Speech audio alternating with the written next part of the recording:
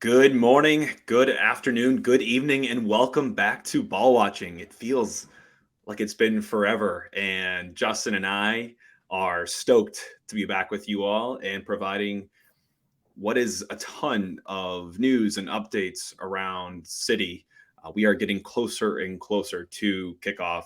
Couldn't be more excited, but we've got a loaded agenda for you all today. We're going to do something new, and I'll explain it in a second. But people liked the fun little segments to start off the show, so we're going to start with a five-a-side, and I'll get to that here. But we're going to cover some of the roster changes. We've made some transfers. We've also signed our first homegrown. We have some listener questions as well, and some updates around the first team, coaches, and preseason, which has just kicked off this past week, if you're listening to this now. So we've got a lot to cover with you all today. But first, we have five-a-side. And this is Justin and I kind of talking back and forth, like what can we do to kind of keep it fresh on some of these kind of like fun trivia stuff and debates we've had earlier on past episodes. But five-a-side, soccer-wise, for those that know soccer or even don't, five-a-side is like a small-sided game where instead of playing 11v11, you kind of cut those numbers in half and you can play on a smaller kind of field and play a little more tight and kind of test certain abilities of players to, keep it in tight spaces, keep close control of the ball, connect short passes, and, really be a lot more aware in a smaller space. So that's kind of what five-a-side is, and we're going to use it for a little bit differently. Justin, do you want to tell them what we're kind of going to do with this?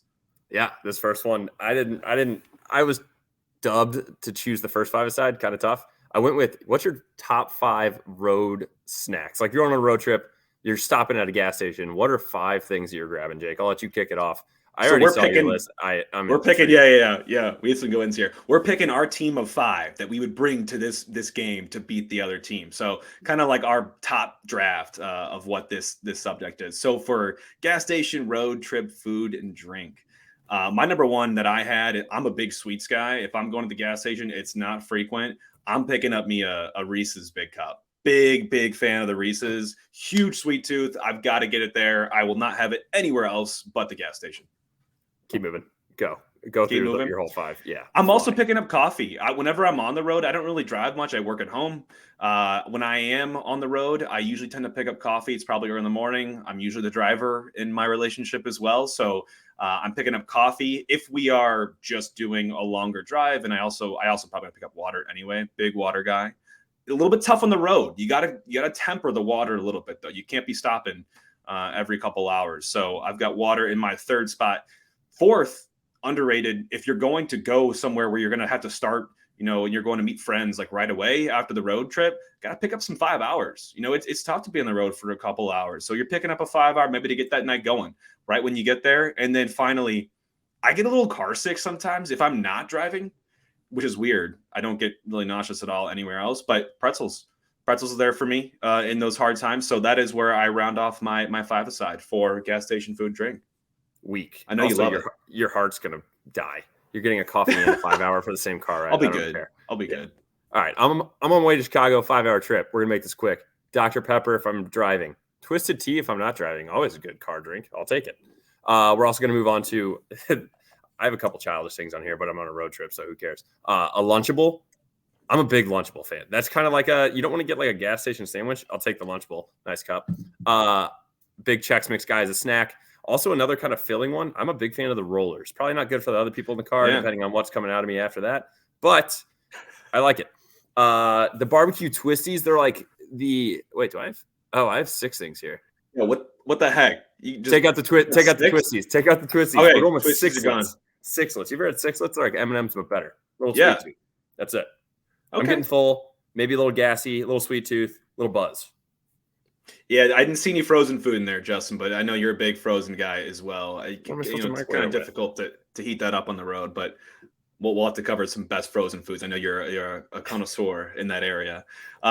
So out of five-a-side, hopefully you all kind of enjoy that. We're going to kind of be doing these drafts and these kind of picking our 5 favorite things out of this for and trying this out for a little bit. So getting into the fun stuff. Obviously, it's been a couple weeks since we last chatted with you all, and I think we ran through the current roster as it stood to date. And of course, I want to say Justin, 2 days after we dropped that episode, City finally filled the gap in the central defensive midfield side of the park in signing Inyobolo Blum from South Africa. 23-year-old on an undisclosed fee. He's a central defensive midfielder. We've seen him kind of compared a little bit recently in Manuel Veth's article for Transfer Market to Tyler Adams. So we kind of know what Tyler Adams brings to our national team. And man, what a signing. If that's really what he's projected to be for us, he is going to be critical to our success in a place we don't have too much depth at this point. I completely agree. I think it's a hole that needed to be filled. And Lutz kind of alluded to that when we were doing the draft anyways. He's like, Santa might still be coming right around the corner, and he delivered. I completely agree. I'm happy with that. And the other one that we signed as a transfer is Ben Lund. He's a 27-year-old German goalkeeper. He'll be our backup to Roman. $50,000 transfer fee per Transfer Market website from the Phoenix Rising FC, and his contract is through 2024 with an option 2025. That's also kind of one of those holes that we needed to have. I think it's obviously we're going to have Berkey, but in case of injuries or if we do any of these Open Cup games, and Berkey's been playing a lot of games recently, I think he can step in and get the job done. He began his career with Hertha BSC Academy System, went to Akron in Ohio, and then was drafted by Cincy, but has mainly been in the USL. Little stats, 26 shutouts in 74 games over the previous 4 seasons. He defends the net. He's agile for a 6'5" guy. He's above average with his feet as well. So I think it's a great backup. Yeah, all things needed. We definitely need depth in that position. God forbid an injury to Berkey, or also, cup games when you want to tend to give some of these guys a try. But really quick, back to Blom. This guy is going to be crucial for us. He's already got World Cup qualifier experience for South Africa. He's got ties to Kaiser Chiefs, which is where we actually got him from, which is having the same kind of roots back to Bradley Carnell as well. So I feel like all these signings kind of have one or two kind of connection points back to the staff that run the team. But he'll be with us for a while, I think, until options, at least until 26, but he signed until 24. And we got a deal on this guy. Transfer Market has his value at $625,000. I want to say that Transfer Market also said that we got him for $300,000. So echoing the same sentiment you're seeing, where we have a team that's assembled, I think, of maybe a total of $17 million in terms of value together, but we've acquired them for far less that money. So we're making some gambles here and hoping some guys pay off that are potential, and also bringing in some veterans as well to help bring that stability to our core. But really, really exciting acquisitions. I really hope there's a couple more in the central midfield part of it, but I think we filled 2 big gaps. Backup goalie, central defensive midfielder, we got it. All squared away there. And I think Blum is going to be a guy that you'll be seeing on the field immediately, especially when they just came. We'll kind of touch on this later, but they just came out with all the jersey numbers. He's number 6. That's not a number that you typically just leave on the bench. So I think he'll be a very great holding defender in front of an already stout back line. Yeah, that's a good point about the numbers. People that don't know soccer numbers, the numbers actually tend to pretty much tell the story sometimes of how important a player is to that squad. Usually, I'd say rule of thumb, depending on some players might have an exception to this, but most players, if you're within like the 14 down to 0 or down to 1 range, you're pretty important to the team, unless some guy has an affinity for 27 or somewhere in the 30s. Wasn't like Bradley Wright Phillips like 99? Yes, like some of these guys just like one of those things. Like, I mean, he's a starter, example. Hall of Fame MLS guy, but unless they really like one of those odd numbers and it means something to them, you'll usually be, like you said, 14 and down.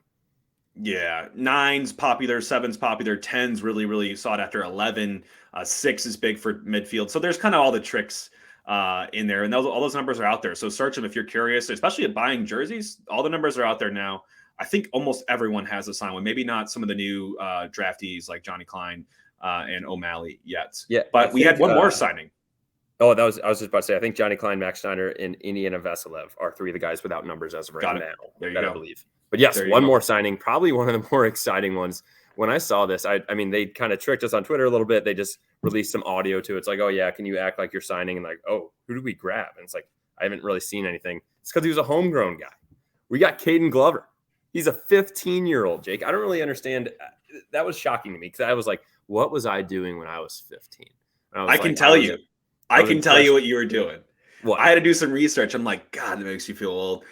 In 2007 is when he was born. The first iPhone had just come out that year, and the song playing at the top of the charts, you and I were at grade school mixers cranking that Soulja Boy during that time when he was born. It's brutal to think about, but I guess exciting if he's going to pan out for us. Yeah, course. He's a homegrown kid, 15 years old, signed him to a 5-year deal. He's from Columbia, Illinois. He's a forward. He's out of our academy, and we'll kind of we'll explain what homegrown means, but that's pretty much it. So he's from our U17 academy and City 2. His contract is through 2027, and he's the first homegrown player, and he's local, just Columbia, Illinois, just across the river.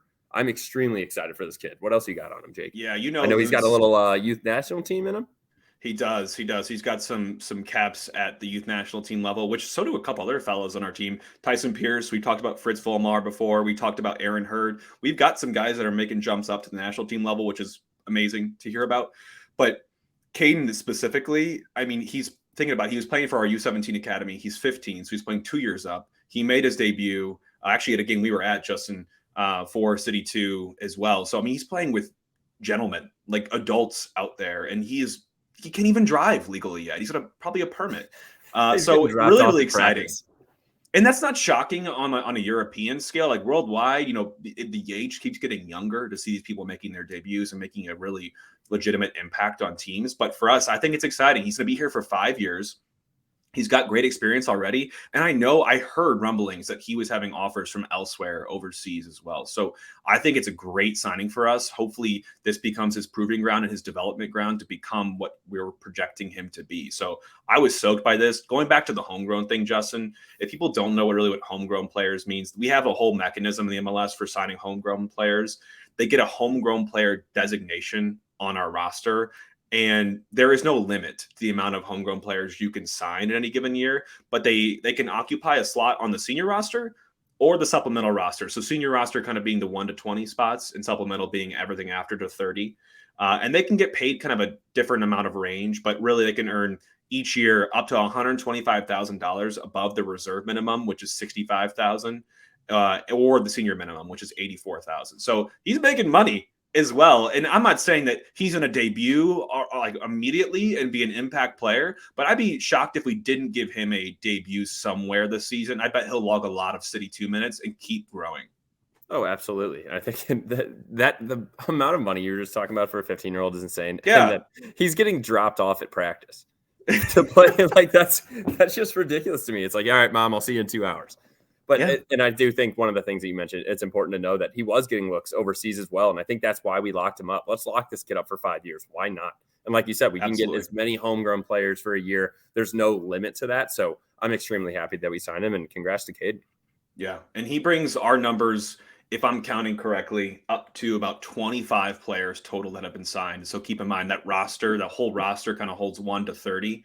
And, there's kind of two rosters. There's the 1 to 20, which is the senior roster, and supplemental 21 to 30. And those guys, could make it to a game day, 18, or actually start, and they could play. But it's really more that 1 to 20 that you're a lot more focused on. So Caden's salary will not. Oh, I just said Caden. Yeah, it is Caden. Caden Glover. His salary will not count probably against that salary budget that we have for City. So that's another cool thing about the homegrown rule.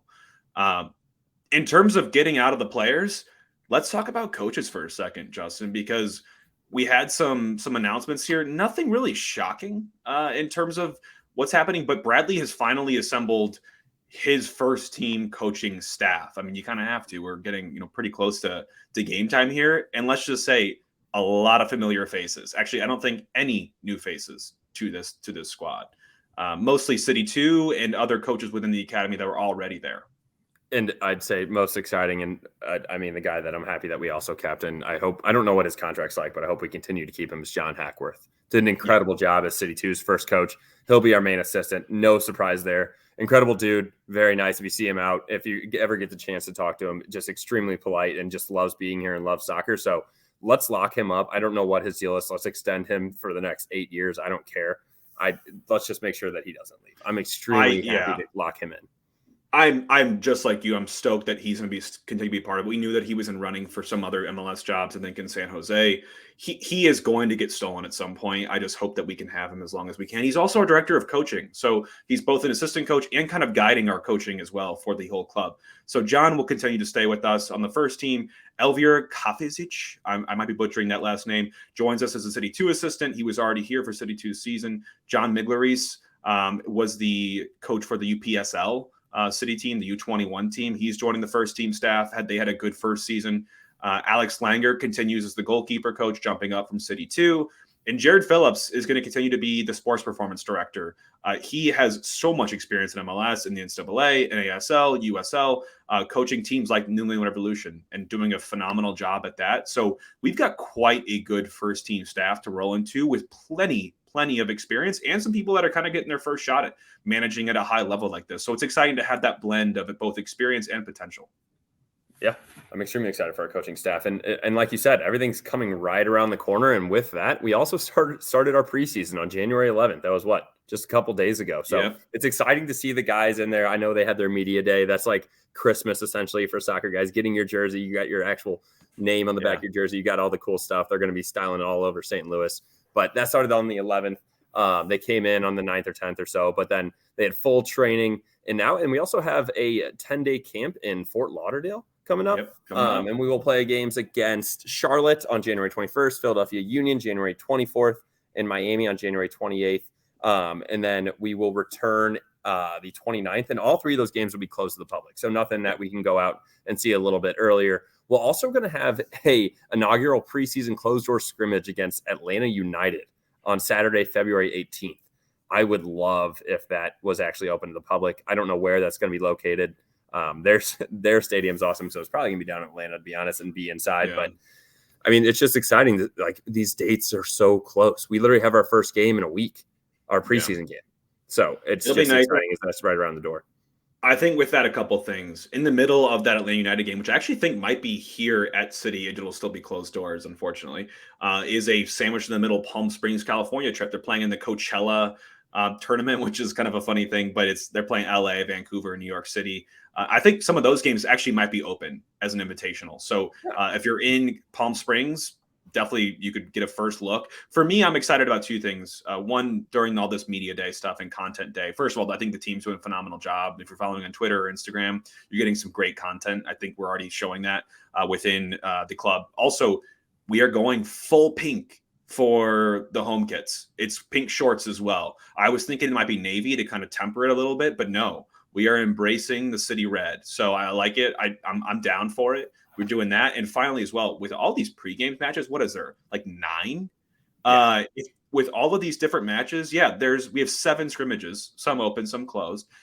We're going to start to get a feel of who would the preferred maybe 11 might be, who is the first off the bench. This is when they can kind of tinker and tamper with some of the thoughts they're having and seeing the players for the first time together in preseason. So it'll be mouthwatering to kind of start to gather like who's going to be the really, really big players for us. We kind of have a sense for some of them, but I think some of those positions are kind of up for grabs. And that's what's going to be determined here in this preseason campus. Who's going to go claim that spot and pencil his name in as a person that has to start, right away in Austin. I need to update my vocabulary. You just in like 2 sentences used tinker, tamper, and mouthwatering. Things that not coming across my mind whatsoever. But preseason, it's pretty insane to me that they literally just came this week and then they're playing in a game in a week from now. It's pretty quick. So these boys better be fit because like you said, there's a lot of games in there as well. And we'll have a lot figured out by the end of that. So exciting times ahead. We'll keep you updated as we kind of get the scores and stuff on that, if those even become available. But we'll keep you guys updated. And then Jake, finally take us. Yeah. One thing I wanted to hit before we get to some of our listener questions, which are awesome. Thank you all for sending those in. Is Apple has announced who the starting staff is going to be for the MLS Season Pass, which is what they're calling it moving forward.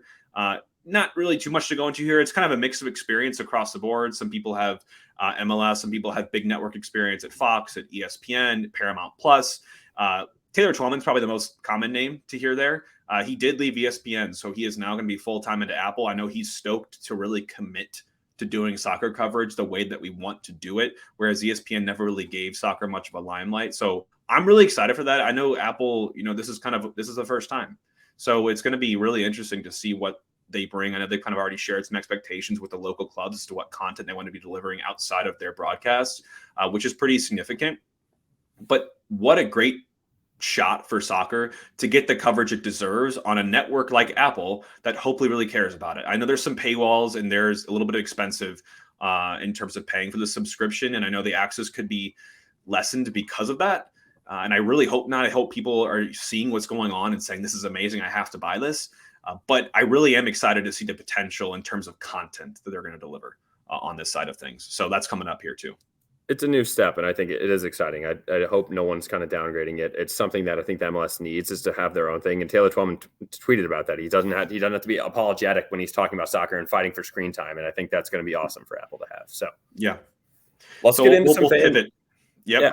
Let's get into some fan questions, Jake. I think the first one we got through Instagram as well is from Adam. He was asking for stats and skills from the MLS guys new to City. So grabbed a couple of these, just kind of high level. Indiana Vasilev, his FIFA ranking is a 62 with a potential of a 71.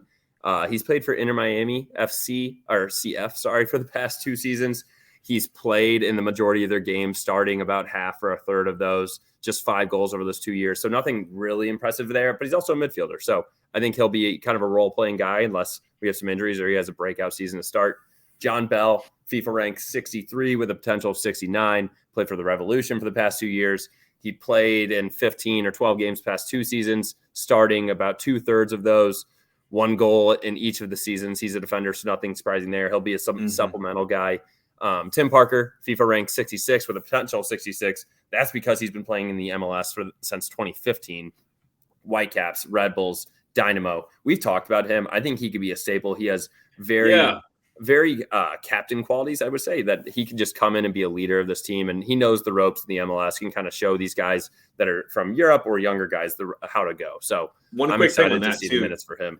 If you're seeing coverage about preseason already, Tim Parker's already kind of, in my opinion, from what I'm picking up, kind of claiming that role. Because keep in mind, like Josh Yaro was our captain for City too. No one's announced anything for the first team on City. I don't think Josh just comes in immediately and just claims that. Maybe he will.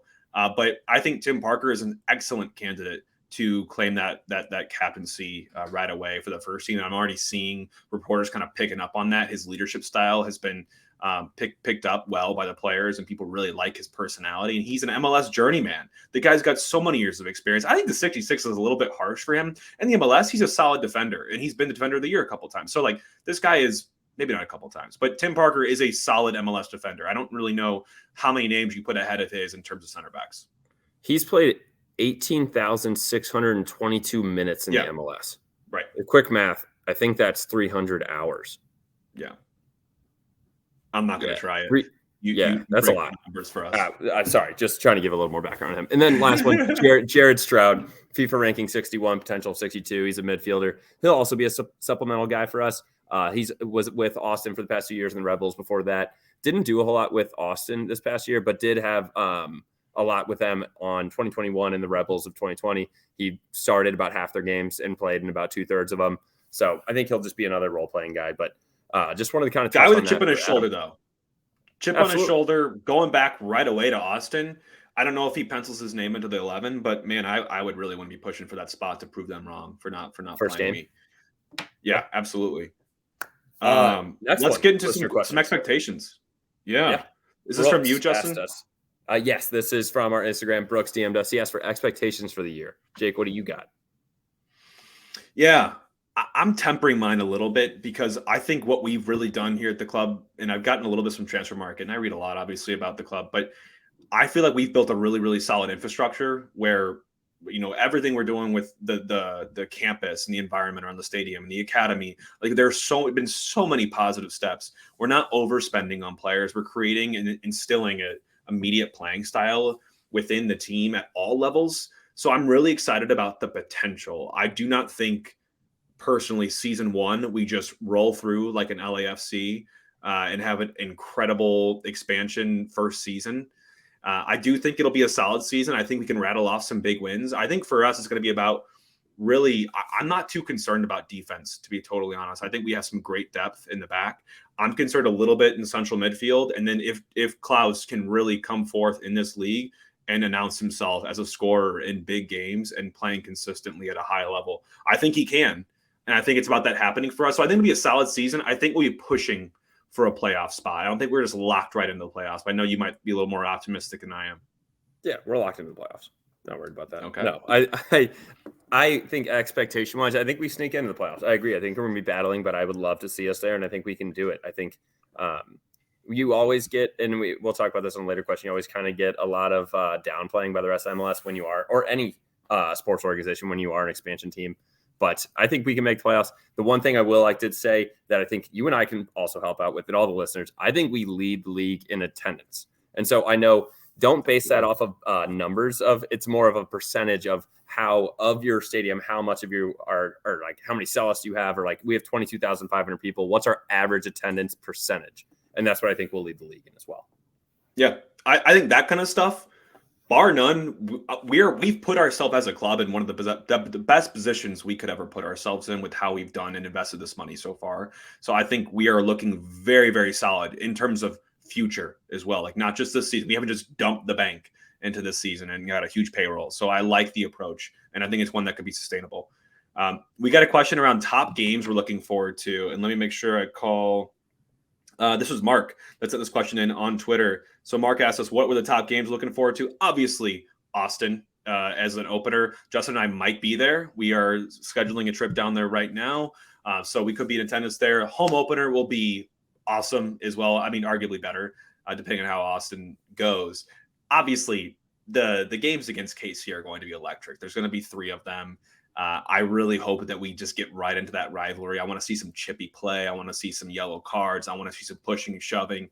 And then, not to take your thunder, Justin, but LA is always going to be a fun matchup. Both teams, LAFC, LA Galaxy. These are the 2 of the most storied programs already. LAFC coming in a couple of years ago.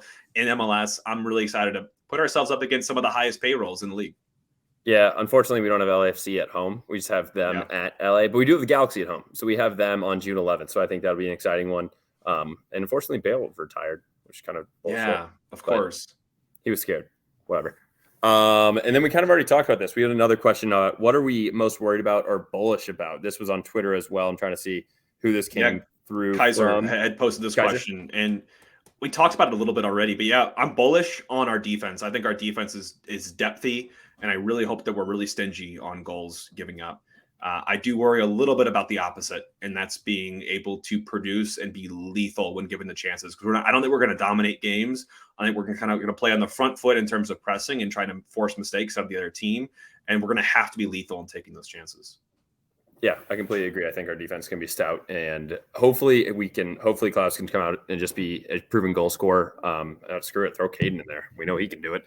But I mean, I think it will be a lot of pressing and turnover and goals. So I think we're not going to have one guy, I think, scoring a ton of goals. I think it's going to be distributed amongst our wingers and our midfielders, and then hopefully some headers from some defenders on some corners. And then I'll let you take the next one, Jake. Yeah, we got another question around how it's going to feel beating KC twice. Actually, it's going to be 3 times. It's going to be amazing. I'm trying to get to who asked that question, but I personally don't even think it's going to feel that good because I think it's just kind of assumed. And that was from Kaiser as well, by the way. I mean, it will feel great, but I'm kind of, if we don't beat them, then I'm going to be upset. That's how I'm going to feel. We got a question from Ryan about, is this the roster going to be the rest of the season? If so, what do we feel that really we're going to be underdogs coming into the season, like MLS is kind of playing us up to be? I do think we're kind of underdogs, but a little bit not by what we've done, but just by how it looks as an expansion team. They just don't have much to go off of for us at this point. I know we're last, right? Dead last in odds to win the MLS Cup right now. That's not necessarily our fault. I don't know if we're signing a guy that would jump us up the board. I think it's just because we're an expansion team and people don't really know what kind of, commodity we are at this point. They kind of have, little bits and pieces of what we've been assembling, but not really a full picture yet. I'm throwing, it's 100 to 1 right now. Throw $10 on it to win $1,000. You'll do that over literally the entire summer. What else are you gonna do with $10? Throw it on there. To give you a reference point, LAFC is plus 400. So you throw $10 to win 40. So that's how big of an odds gap that we have coming into the season. So yeah, we're definitely being the underdogs of the year, but I think we can at least get into the playoffs. Maybe make a run. Let's see what we can do.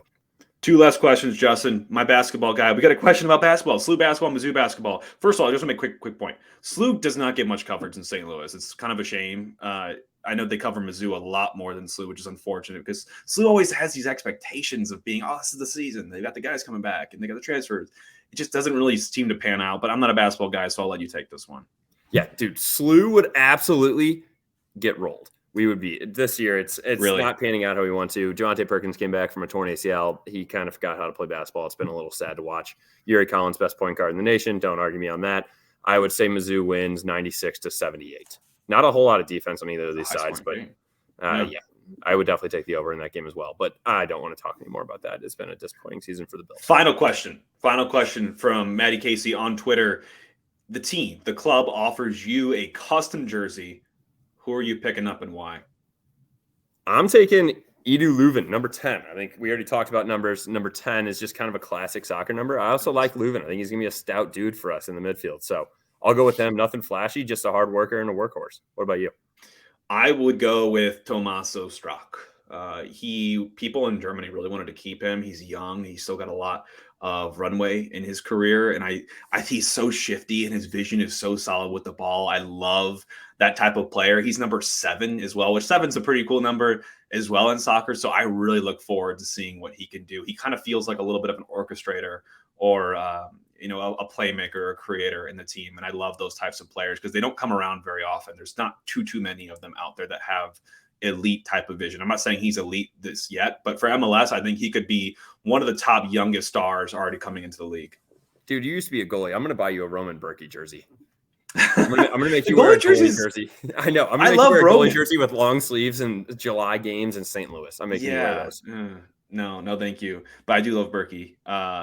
That's all the questions that we ended up getting from folks, but these are awesome. Keep them coming. We'll definitely keep asking for them and covering them. The last thing I wanted to say before we kind of cut you all loose here for the day is a big thank you. Obviously, 2022 was our kickoff year, and we made, I think, 32 episodes in that time. So we ended up doing them every, bi-weekly.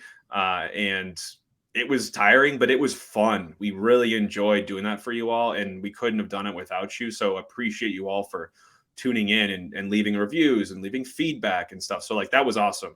And the survey thank you for replying to the survey. I think that's gonna be helpful. We're gonna stick these episodes. We're right around 30 minutes right now. We're gonna keep doing that. We're gonna pump out just some quick ones as well. I know we've got some fun ideas and some fun interviews coming up as well, soccer and not soccer related. So stay tuned. It's gonna be a fun 2023. Ticking down the days, man. It's the 14th when we're recording this. We're getting really, really close to, I guess, 21 days exactly from our first game. Wait, 21 days. I'm an idiot. I'm wrong. The calendars are different. No, we're playing on the 25th, February 25th. We have a month. Yeah, we have a month, and a couple of days until that first game. But man, it's going to fly by. We'll be with you all a couple more times before then.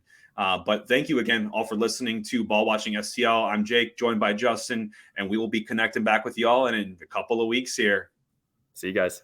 See everyone.